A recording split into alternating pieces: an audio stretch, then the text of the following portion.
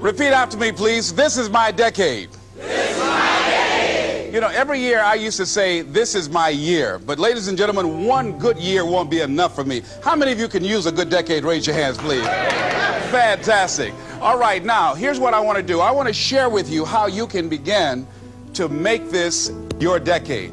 How many of you know within yourself, if you ask yourself the question, have I done all that I'm capable of doing or being and living up to my potential? How many of you have to really answer, no, I have not done all that I can do? Raise your hands, please. Okay, very good. Now, here's what we know. That people don't do what they know in life, but what they do is they operate within the context of the vision they have of themselves. So what I want to share with you is how to begin to get a larger vision of yourself and how to begin to make this your decade. Because in order to do that, it's going to be very challenging. It's going to require a lot of work on your part, an ongoing process of personal and professional self-mastery. And it's going to require that you begin to see yourself worthy of the requirements in terms of effort, in terms of commitment, in terms of action, in terms of preparation, or whatever it is that you need to do in order to take your life where you want to take it. So one of the first things I ask you to do is I want you to look at your life right now and think about something that's important to you, something that gives your life a sense of value. Think about something that you'd like to have, or something you'd like to create for you or your family or for society. I want you to hold this thought in mind. Now, one of the first things I want you to do is don't worry about the inner conversation that you're going to have. Don't worry about how you're going to do it. That's going to come. You're going to develop a plan of action. You will find the way. You'll become the kind of person that can attract the people, the resources, and everything you need in order to make that become reality. But I want you to be mindful of your inner conversation. I remember once I was sitting in an audience, and Zig Ziglar, who I consider one of the greatest motivational speakers on the planet, he was giving a speech, and I was out in the audience, and I saw him going back and forth, and within myself I said, I'd like to do that. I can do that. And I leaned over to the guy next to me. I said, how much do they pay him to do that? And he said, $5,000. I said, I know I can do that. And I admired him. And then on the way home, when I was driving from Tampa, Florida, back to Miami, Florida, my inner conversation kicked in. And it said, Les Brown, you can't do that. You don't have a college education. Les Brown, you can't do that. You don't have the money. You don't have the contacts. You've never worked for a major corporation. What makes you think that you can make more in 1 hour talking than you've made working for a whole month? Now, I want to ask you a question. How many of you have ever thought about something you wanted to do and you talked you out of it? Raise your hand, please. That inner conversation, ladies and gentlemen, is the reason that most people take their greatness, take their ideas to the graveyard with them. You know, the wealthiest place on the planet, a minister said recently, and it was so true, is not the gold mines in the various areas of the world or the diamond mines. The wealthiest place on the planet is the graveyard. Because in the graveyard we will find inventions that we never ever were exposed to. Ideas, dreams that never became reality, hopes and aspirations that were never acted upon, because most people allow that inner conversation, for whatever reason, to keep them from ever pursuing their goals. So let us begin to look at what's required in order to make this our decade. Why is it that most people don't ever reach their goals or live up to their true potential? One is fear.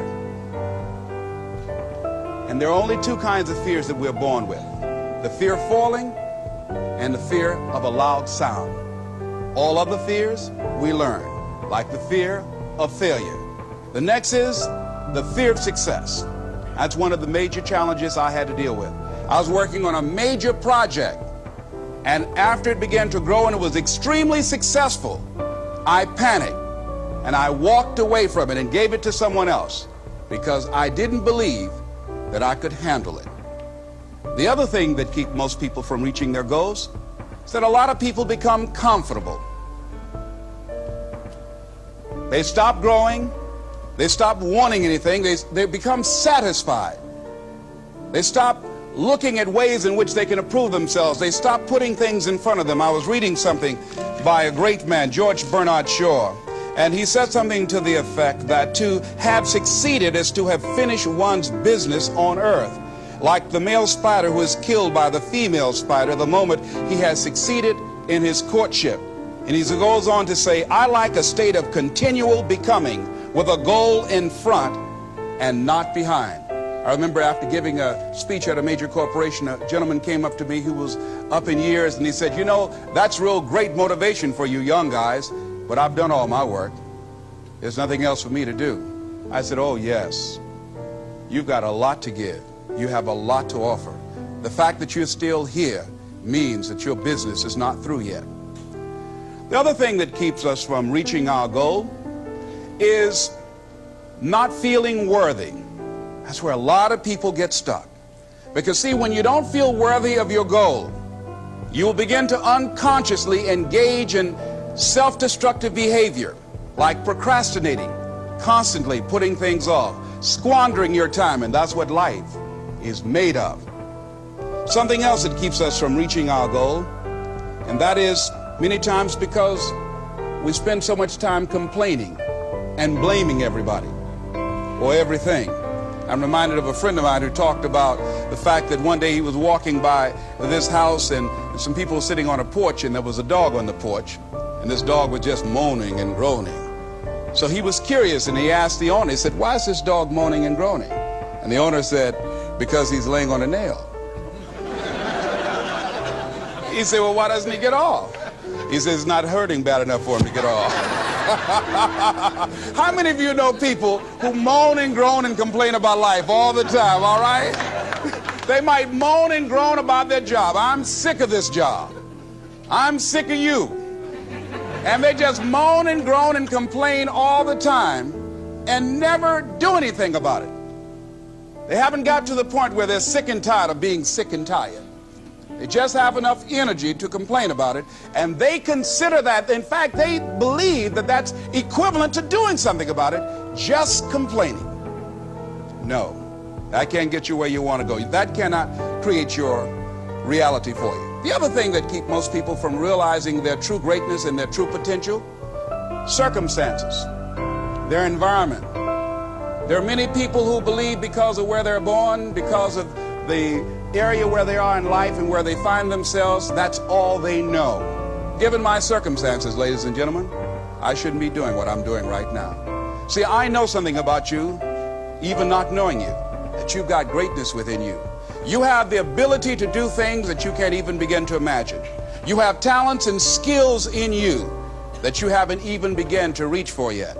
No one could have convinced me, given my circumstances, given my background, that I would be doing what I'm doing right now. I was born in Liberty City on a floor on 62nd Street, a twin brother and me. When we were 6 weeks of age, we were adopted. When I was in 5th grade, I was identified as EMR, labeled educable mentally retarded, and put back from the 5th grade into the 4th grade and stayed in that category until I got out of high school. I have no college training, but here's what happened. I had an intervention in my life. A man who saw something in me at a time that I did not see something in myself. I never forget being in his class one day waiting on a friend of mine who was there to rehearse for a play. He did not show up, and he asked me to go up to the board and write something on the board. And I said, I can't do that, sir. He said, why not? I said, well, I'm in a special education class. He said, what do you mean? I said, go up to the board and write what I'm about to tell you. I said, I can't do that, sir. Why not? I'm educable mentally retarded. And he came from behind his desk. He said, don't ever say that again. Someone's opinion of you does not have to become your reality. And that changed my life. It was Oliver Wendell Holmes who said that once a person's mind is expanded with an idea or a concept, it can never be satisfied to going back to where it was. So some of you are going to experience a breakthrough. Some of you are going to go back and look at your dreams and brush them off. Some of you are going to begin to look at yourself and say, hey, look here, I know I have not done all that I can do. Whatever goal that you have in mind, I want that to be a goal that will challenge you, something that will make you stretch. It was Osborne who said, unless you attempt to do something beyond that which you've already mastered, you will never grow. What is it that you looked at some point in time and you decided that you couldn't do it, that you talked yourself out of it? Whatever it is, bring it back out there. How you're going to do it, that will come to you in due time. So you don't get in life what you want, ladies and gentlemen. You get in life what you are, not what you want. And see, the good news is that we can always become more by working to develop ourselves. So the first process of making this your decade, you've got to begin to take a look at your life and look at where are you right now? What are your strengths? What are your weaknesses? What gives your life a sense of fulfillment, a sense of joy? What does a full, rich life means to you? What is it that you could love doing 7 days a week that'll bring a smile to your face? Think about that.